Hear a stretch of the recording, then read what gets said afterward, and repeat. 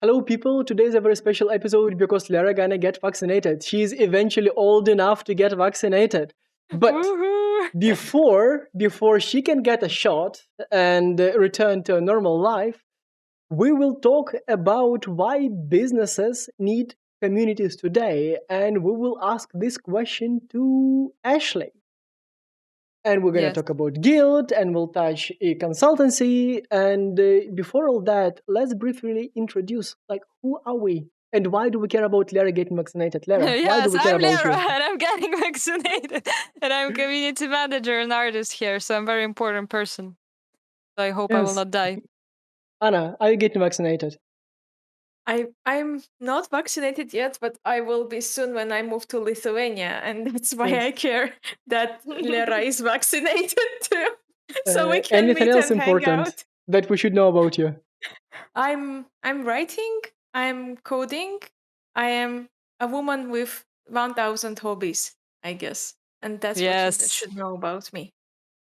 And I'm the technical person who's making this stream possible and like juggling stuffs and And trying to be breaking smart. shit. Yeah, that's the part where I'm trying to be smart, but it doesn't work always. And well, Ashley, what about you? So you're a founder of Guild of e-consultancy, and what these platforms are? Yeah, so eConsult is my first business, which I founded way back in 1999. So another millennium. I'm so old that I am double vaccinated. This my age. I was found in 1999. Oh man, that makes me feel very old. And that is a community, professional community of marketing people learning about digital marketing and e-commerce. And back in those days, this was before Google, Facebook, before social media even. So we used to have web bulletin boards, threaded discussion forums, email lists, and then along came social media, and then along came mobile, etc. So anyway, so I'm still obviously the founder of that business and work on it part time. And then my new business, Guild, is a messaging platform for professional groups, networks, and communities, which I guess you could describe as somewhere between WhatsApp and LinkedIn. So it has a professional network element like LinkedIn, but it's also a fairly simple, hopefully to use messaging app like WhatsApp. So you have scratched your own itch with building Guild. You had a community and you did not find an appropriate tool for it, so you decided to build one. Yeah, pretty much. I mean, I guess my passion in all of my career has been around professional communities. And I say specifically, I'm interested in B2B business professional stuff rather than B2C. I mean, that's interesting too. I just prefer the B2B stuff, particularly where it's the kind of like knowledge economy, it's people sharing tips and learning from each other in whatever industry or sector it is. But yes, e-consultancy was a web-based platform essentially. And then I'd seen mobile coming along and a lot of business stuff starting to happen in WhatsApp in the West. And obviously there's WeChat and all sorts, Signal, Telegram, all sorts of messaging apps. And I thought whilst they were good in as much as they were quick, easy, free, ubiquitous, all these sorts of things, that they were missing quite a few features and ways in which they worked, which I felt wasn't optimized or wasn't quite right to create successful professional communities. And so it was kind of largely inspired by the rise of messaging apps, particularly WhatsApp in the West, and thinking, well, is it possible to create a platform which is mobile first, sort of messaging centric, but which is purpose built for professional use, and try and create things like trust, reciprocity, these quite human emotions in what is quite obviously a small screen still. So that's one of my kind of challenges I found really interesting over time, is how do you create sort of human emotions and feelings in a small tiny screen? How do you create those kind of human feelings? It's actually So quite how? hard. Oh no, I hope you wouldn't ask me that.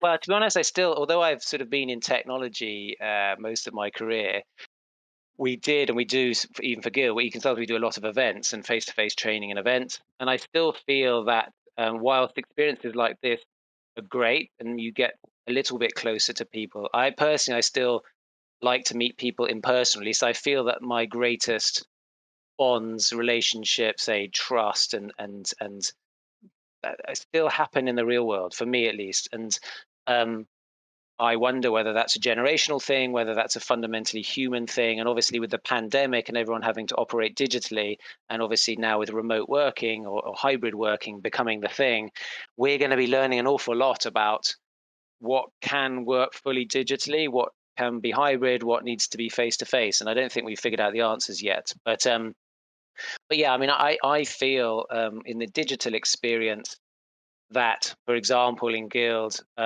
it isn't sort of secret or anonymous. You have to be quite present, so a bit more like LinkedIn. So everyone has a profile. You have to have some kind of image or photo. It can be whatever you want. But I can see there are communities where anonymity or indeed secrecy makes sense. But personally, in order to build things like trust and say deeper, more meaningful conversations and relationships, I like to feel I know who I'm talking to. And not everyone's like that, but so but that's just a sort of ethos or belief I have about being present, being accountable, being authentic and real. That it needs to be a bit more human rather than sort of Yeah, entirely but like anonymous. But human, like I'm trying to piece it all together, and it does not assemble a thing. So we have businesses, mm, we have like the human touch, and we have mobile app. Like yeah, business, that's like from the computer. Like it's the Zoomers, like Lera uses, like sees the world, interacts with the world through a mobile phone. At work, you interact through a computer, and your app is for businesses, but like from the mobiles. Also, businesses and human emotions. Businesses are about earning money, not about human emotions. So, like, can you explain how to puzzle it all together so it makes sense? yeah. I mean, the just your point on the mobile app versus desktop. I mean, you're right. Well, yeah, you're right that people obviously are on that, tend to be on desktop or laptop during working hours. But actually, well, Guild has a web version as well, so it's very similar to Slack in that degree. I mean, it was built mobile first, but it has a web app as well, so you can use it on the desktop and laptop quite happily. But because it was designed mobile first, I mean, WhatsApp has a web client. Just most people don't know about it. I mean, it works perfectly well. So does Telegram. So does Signal. But most people don't use the web versions of those because they think of it as a messaging app. But work people are out and about, even if they're working from home. They might go out or they might go for a walk. And obviously, if people are commuting, they're on trains and things and buses, cars, and then they are on their mobile phones. And we find that particularly for more senior people, maybe who are very hard to get hold of via email or to get to kind of visit a web platform, if you can get through to them on mobile notifications, particularly between meetings and things, that's a very powerful way to get through to sort of senior executives who do respond on things like WhatsApp if you've got their mobile phone number, but don't typically use things like Slack much other than in tech companies. Okay, so it's So, notifications that matter. So pretty much the job to be done by for Guild is like notifications then. well, it is about attention in that sense, yes, Hmm. and it's about simplicity of use, but also, for example, we don't have any advertising. So there's if you take, I mean, neither does Signal or Telegram, but you take WhatsApp's obviously owned by Facebook, and they've said they're bringing in ads at some point, and there are obviously concerns around privacy. And for businesses, they can't really legally use WhatsApp, even though they do, because it's against WhatsApp's terms and conditions. It's not compliant with privacy legislation. So there's a general move against some of the WhatsApp in particular, but some of the Facebook-owned properties as well, or business use, if it's internal use or using with staff, clients, prospects, customers. Basically, I mean, it's illegal as much as anything, but also they can't.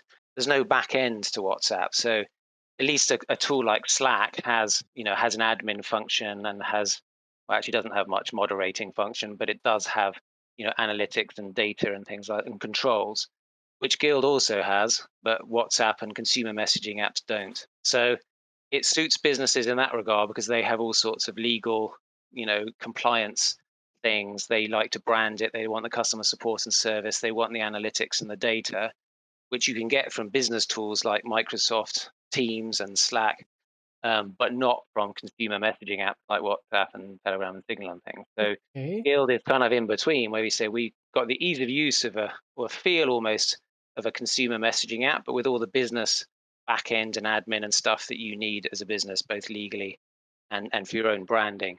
Okay, it's an interesting mix of messaging and LinkedIn. And I'm thinking, Anna and Lera, I'm taking so much air here. Do you want to That's chime okay. in? So from what you're saying, I hear that you can also consider the use case of internal communities like not communities, but internal groups for enterprise companies or businesses, because usually, as you mentioned, they use Microsoft or SharePoint for knowledge management or for like intranet portals that they have. Have you considered that? Yeah, and we do have businesses using it that way. Mostly Guild is used across organizations, but to bring communities or networks together of people in disparate, places or organizations. Because sometimes the internal tools, certainly historically, some of the Microsoft stuff was very difficult and complex to use outside of the organization because it had to be on the same domain, or there's all sorts of security challenges, and so it was very clunky, bad experience. I think it's getting a bit better, but and Slack is starting to go down that route a bit more with Slack Connect, and ways of trying to kind of they're going from the inside the organization to try and become more of a professional network in a way, whereas Guild is starting almost a professional network and going a bit more internal. But where it works, there we are competing with internal tools and tech, and obviously the internal IT people tend to often like to stick to what they know because it's, and often that is Microsoft still, or G Suite obviously, and things is growing. um, and Google have recently, upgraded Gmail to add in chat and rooms and things. All the big players are going down that route. So I think where Guild works internally tends to be either in businesses where people want something super simple and they are physically out and about in their jobs. So, for example, we have a number of schools where the teachers have like the senior leadership team will use Guild to communicate because they want basically WhatsApp, but they're not allowed to use WhatsApp. So they want something super simple, mobile messaging based, but compliant and safe, and etc. and secure. So they find some of the Microsofty type stuff just massively too complicated for what they need. They don't need document collaboration and stuff. They Yeah, just need a but simple messaging thing. I'm just thinking, Ashley, I mean, like, Mm. what we're discussing right now, it seems like a messaging app, like, plus extra features, but communities are about collaboration, about like lots of people talking together, and so how does a messaging app, how is it a community? Like, what makes it a community? And Well, we're a platform, so like Discord or Discourse or Circle or Tribe or Slack or anything like that. So we are ultimately just a tech tool. So we do run some of our own communities on Guild, but then our customers and our community creators, they create all sorts of different communities and groups. Some of them, as I say, are internal communities, as we were just saying. I don't know, teachers in his example, but we have some big businesses where they're trying to bring people around together around a particular initiative, which might be global, or companies are buying and selling each other and they want a community to bring the new business together. There's all sorts of reasons why businesses need easy to spin up, easy to run, but safe spaces for people to come together. And they do use Guild for that because often the internal IT, say, is too complex to roll out.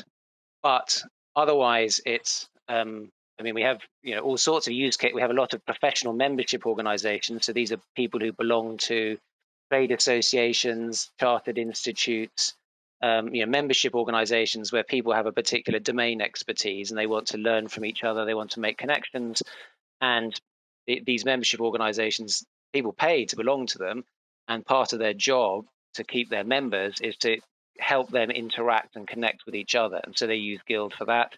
We have event communities, we have training communities. So people who have a particular passion or specialist area of knowledge or interest, typically, who want to connect. It's basically like the early days of the internet, really, after ARPANET, the early days of the internet, were academics sharing, data and information in specialist communities online. The open internet came, and social internet came along quite a lot later. So in a way, we're kind of going back to the early days of the internet, where we are creating private, often closed, hidden specialists, communities of expertise who can connect from all around the world and collaborate with each other.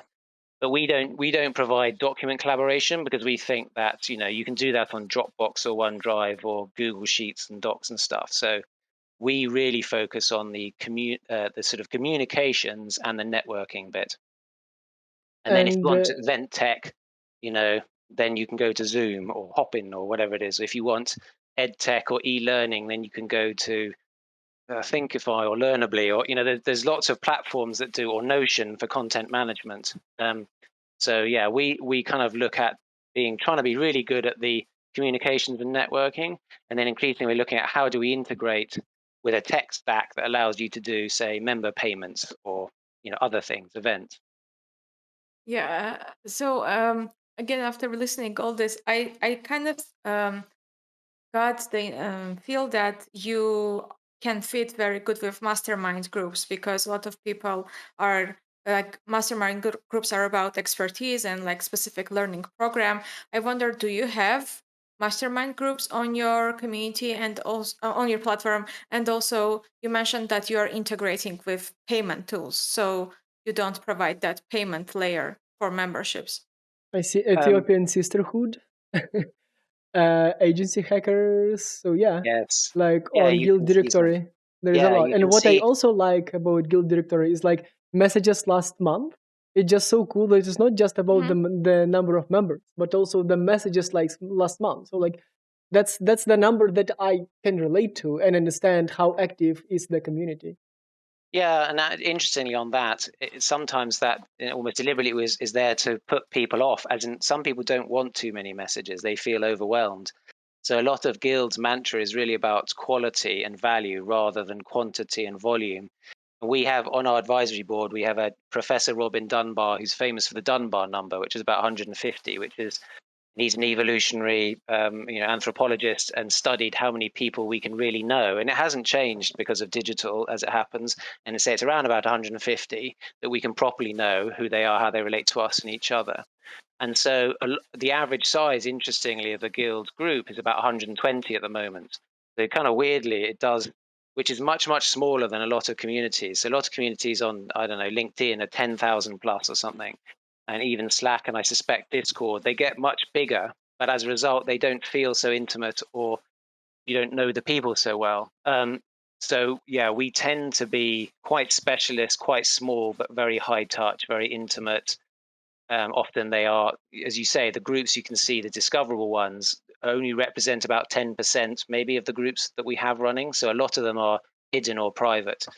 Um, and on the mastermind point, yes, we do have a number of masterminds, and you're right, it works well for that. We have a number of business schools, so like Cambridge University's Judge Business School uses Guild, talking to other business schools, because then they have cohort of students, maybe 120 students in a particular year group. And a lot of the value of business school, or indeed education, often is the networking and the people you meet and how they go through with you, through life. And so we're looking at ways to, that sort of alumni type use case, I guess, rather than just using WhatsApp, which isn't what most students do at the moment.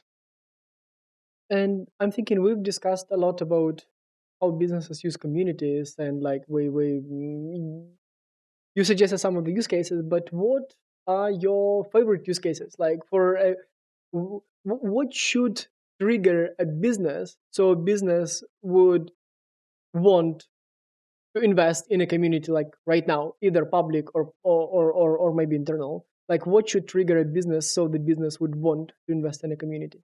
Well, yeah, I mean, it's interesting. I think you were saying near the beginning, weren't you, that sort of business is about making money and not really about, and that's different from communities. And you're right, of course, that businesses are there to make money ultimately. But I think this is the mistake that people make, that the way they think about community or the way they do community, they just do a bad job of it, which is why sometimes it gets a bad name, or why people think that businesses can't do community. Or indeed, I think of community should belong potentially to the marketing function. So my first business, e-consultancy, was all about marketing and digital marketing. And marketing has a bad name often, and people in community and community managers often don't like marketing because it's like lying. It's like advertising. It's spinning lies, and it's not. Community people tend to be they like to help people and they like to give and rather than take. Um, But I think that done well or thought of properly, the idea of what marketing is, which I think is to be the champion of the customer within the business, that fits very well with community, actually. So I think this is a misperception or a mistake of marketing, the function, and that community should feel happy and proud to be part of marketing. I don't think that's how it is at the moment, but I think that's how it should be. I think that the business case for community or the need for community, and the sort of title or idea of this session is about why should your business need community. I think it's particularly acute at the moment, and that's obviously partly because of the pandemic, where it's enforced digital communication. We haven't been able to meet, and so this need to connect, to belong, to get away from distancing and alienation is particularly strong, and it's a human quality we have, a desire for that.